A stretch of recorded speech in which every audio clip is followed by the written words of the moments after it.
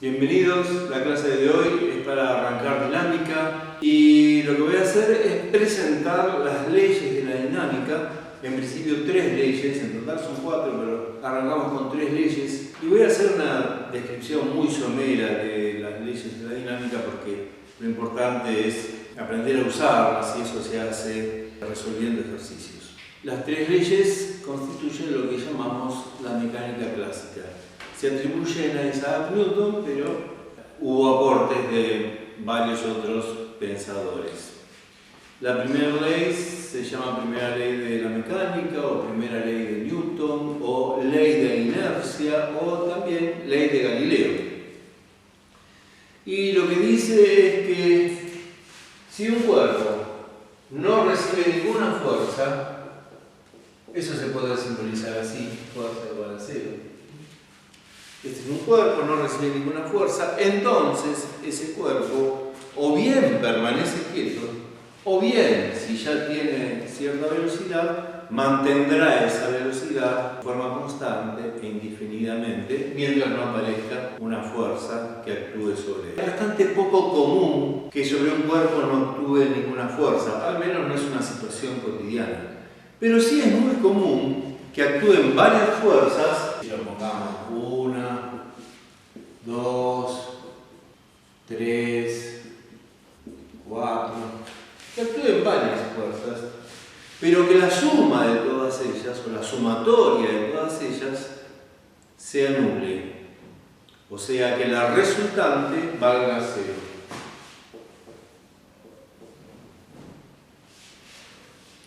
En ese caso también ocurre que el cuerpo o bien está en reposo o bien, si tiene una velocidad, la mantendrá constante e indefinida. Que un cuerpo esté en reposo o con velocidad constante también se puede resumir con una sola expresión, a saber que su aceleración es igual a 0.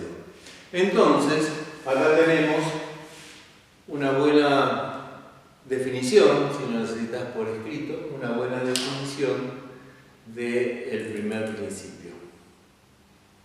También se da la viceversa. Si un cuerpo tiene una aceleración igual a 0, entonces será porque la sumatoria de todas las fuerzas que actúan sobre él es nula.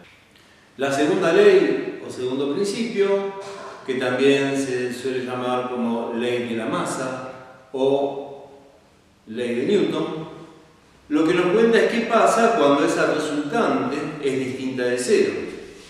Y lo que dice es que cuando la sumatoria de fuerzas es distinta de 0, a las fuerzas vamos a ponerle el símbolo de vector sobre la inicial que la designa para resaltar la idea de que las fuerzas son vectores. O sea, importa decir para dónde apuntan. Toda magnitud, sea relevante decir para dónde apunta, es una magnitud vectorial. ¿Qué pasa cuando la sumatoria de las fuerzas es distinta de 0? Bueno, en ese caso es igual al producto entre la masa del cuerpo y la aceleración que obtiene ese cuerpo. Acá hay un pequeño problema. No definimos qué eran las fuerzas, tampoco definimos qué son las masas. Y sí, ese es un problema. El mismo Newton lo advirtió, de hecho se murió preocupado por esta falta de definición. Si pudiéramos definir una, como la otra depende de este producto, queda automáticamente definida. O si pudiéramos definir las fuerzas, pasando las aceleraciones al divisor, queda definido que es una masa. Pero ni fuerza ni masa son magnitudes sencillas de definir.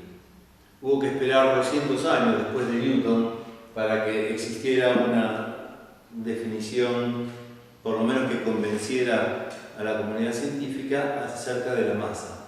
Y recién después entonces pudo definirse lo que es una fuerza. De todos modos, tanto fuerza como masa son conceptos muy intuitivos. De hecho, la mecánica clásica tuvo un éxito enorme mucho antes de que se salvara este problema. Newton trabajó con una idea de masa muy intuitiva que es la siguiente. La masa es un escalar que nos da una información sobre la cantidad de materia que tiene un cuerpo. Un cuerpo con mucha masa es un cuerpo formado por mucha materia. Un cuerpo con poca masa es un cuerpo formado por poca materia. Hay otras definiciones también intuitivas, pero con esa es la que trabajó Newton y le funcionó muy bien. Entonces, si querés una definición por escrita, acá la tenés. Y valga esta advertencia. En muchos libros de texto figura, incluso lo vi escrito en remeras, una definición de la segunda ley simbolizada así. Eso está mal, porque la ley no habla de cualquier fuerza, solo habla de la fuerza resultante, o sea, de la suma de todas las fuerzas. Hay libros de texto donde figura así y después en la última página, en la letrita chica, dice que esa fuerza es la resultante. Bueno, el daño ya está hecho. Eso genera la falsa idea de que para cada fuerza hay una aceleración. Y vos sabés que eso no es así. La aceleración es una característica cinemática de los cuerpos. Son los cuerpos los que aceleran o no aceleran. Y si aceleran, aceleran para allá, para acá o para ahí, con cierta intensidad. No las fuerzas. Entonces, tened cuidado, la segunda ley de Newton habla de la aceleración de los cuerpos y de la resultante de todas las fuerzas que actúan sobre el cuerpo. La tercera ley o tercer principio, también llamado de acción y reacción, nos dice que cuando un cuerpo realiza una fuerza sobre un segundo cuerpo, el segundo automáticamente, indefectiblemente, realiza una fuerza sobre el primero.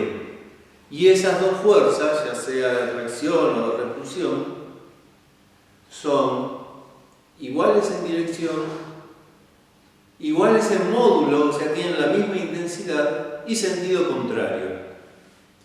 Una buena formulación, la tenés ahí con su definición.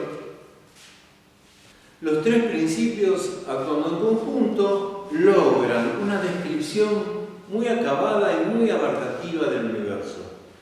Nosotros vamos a hacer ejercicios de dinámica utilizando los tres principios, pero la parte operativa va a recaer en el segundo principio. Sumatoria de las fuerzas igual a masa por aceleración.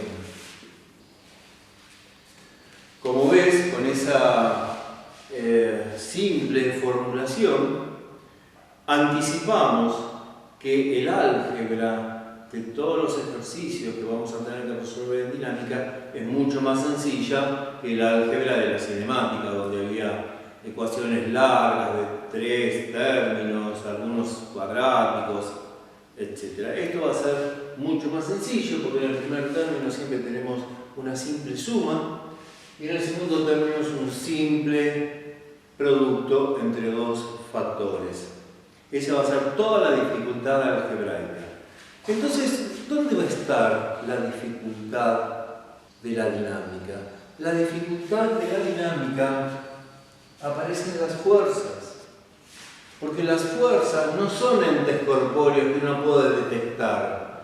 Muchas veces hay que deducirlas, inferirlas a partir de datos o de comportamientos. Y para hacer ese trabajo tenemos una herramienta muy importante que se llama diagrama de cuerpo libre, o algunos lo llaman diagrama de cuerpo desvinculado, en el que separamos al cuerpo, por ejemplo, sea un chabón, y lo desvinculamos de su entorno. Y sobre él dibujamos todas las fuerzas que estén actuando.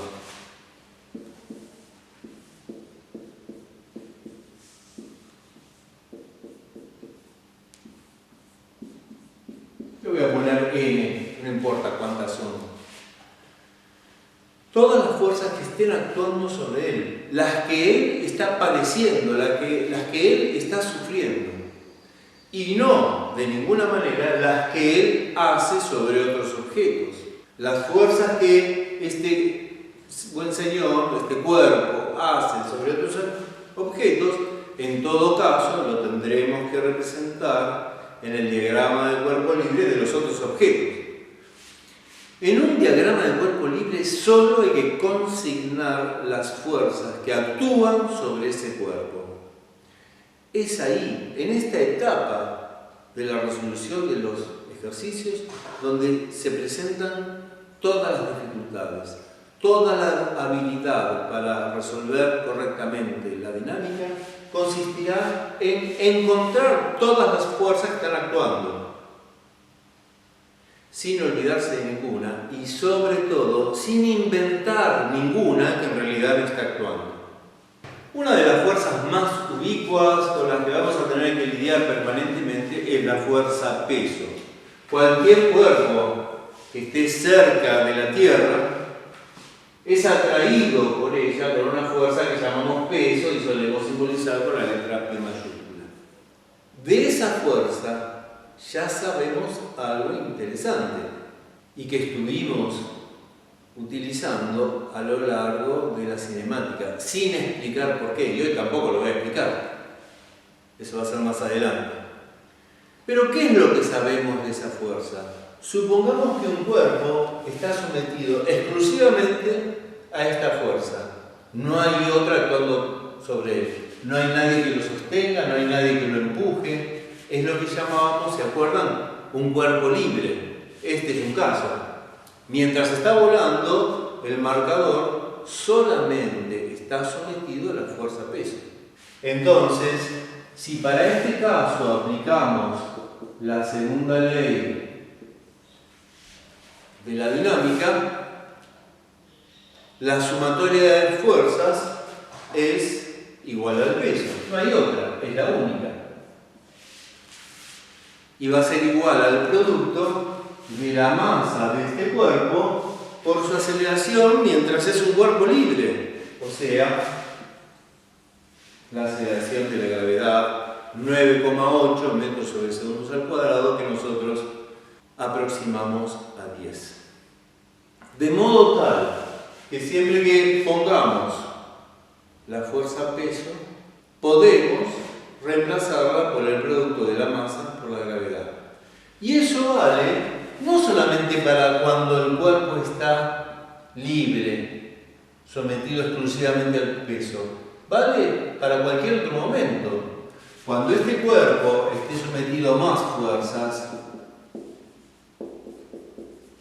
etc., la fuerza peso va a seguir valiendo el producto de la masa por la aceleración de la gravedad. ¿Ok? De modo que, dado el peso, también tenemos que considerar dato la masa. O dada la masa, tenemos que considerar dato el peso. ¿En qué unidades vamos a trabajar las magnitudes nuevas que se nos presentan en la dinámica? Bueno, hablamos de fuerzas, hablamos de masas y hablamos de aceleraciones. Las aceleraciones ya sabemos en qué las vamos a medir. En el sistema internacional es metros sobre segundos al cuadrado. Para las masas, la comunidad científica adoptó el kilogramo. Y para las fuerzas ya no es necesario definir una unidad nueva, porque como existe un compromiso entre magnitudes, entre las tres magnitudes, las fuerzas se tienen que medir en el producto entre las unidades de masa y las unidades de aceleración. Así que las unidades se van a medir en kilogramos por metro sobre segundos al cuadrado. Para hacerle un homenaje a Newton, a este grupo de unidades lo llamamos Newton y lo simbolizamos con la letra N. No son las únicas unidades para estas magnitudes, cosa que es muy común en la humanidad. Para medir fuerzas también se utiliza el kilogramo fuerza, que es una unidad de fuerza muy popular. Es la unidad de fuerza que utilizamos en nuestra vida cotidiana. Cuando vamos al almacén no pedimos 10 newtons de galletitas, pedimos 1 kilo de galletitas. Y nos estamos refiriendo a una fuerza medida en kilogramos fuerza. Por pertenecer a la misma magnitud, basta con multiplicar o dividir por un número para hacer un pasaje entre unidades. Y es muy sencillo. Para pasar de kilogramos a newtons, hay que multiplicar por 10. Y para pasar de newtons a kilogramos, hay que dividir por 10. Esto fue solo una presentación de los elementos nuevos, las magnitudes nuevas con las que vamos a trabajar en dinámica. Nadie aprende nada nunca de escuchar a nadie, y ustedes tampoco. Esto fue solo una presentación. ¿Y cuándo vamos a aprender? Cuando empecemos a resolver ejercicios. Eso es todo entonces, y nos vemos en la próxima clase. Muchas gracias.